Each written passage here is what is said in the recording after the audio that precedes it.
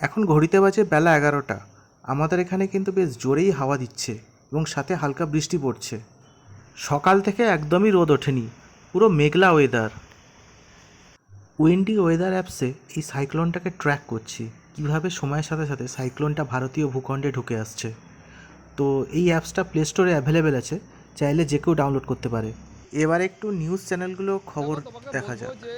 বন্ধুরা, যে কোনো প্রাকৃতিক দুর্যোগের সময় নিউজ চ্যানেলগুলো কিন্তু একটা জরুরি ভূমিকা পালন করে। তো তোমাদের কাছে আমি অনুরোধ করব, তোমরা কেউ কোনো প্রকার গুজবে কান না দিয়ে সরাসরি নিউজ চ্যানেলগুলো ফলো করতে পারো। এখান থেকেই তোমরা এই ওয়েদার সম্পর্কে এবং ঝড় সম্পর্কে আপডেট পেতে পারো। তো নিউজে দেখতেই পাচ্ছ, নিউজে দেখাচ্ছে আজ রাত 11টার পর ঝড়ের ল্যান্ডফল হতে পারে।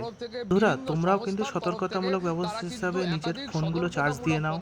যদি পাওয়ার ব্যাংক থাকে তো পাওয়ার ব্যাংকও চার্জ দিয়ে রাখো, হাতের কাছে টর্চটা রেখে দিও এবং মোমবাতি রেডি রেখো, যে কোনো সময় কারেন্ট চলে যেতে পারে। আর শুকনো খাবার, পানীয় জল এগুলো রেখো, ওষুধপত্র প্রয়োজনীয় যা আছে সেগুলো হাতের কাছে রেখো। এছাড়াও বন্দর এলাকার যে কাজকর্ম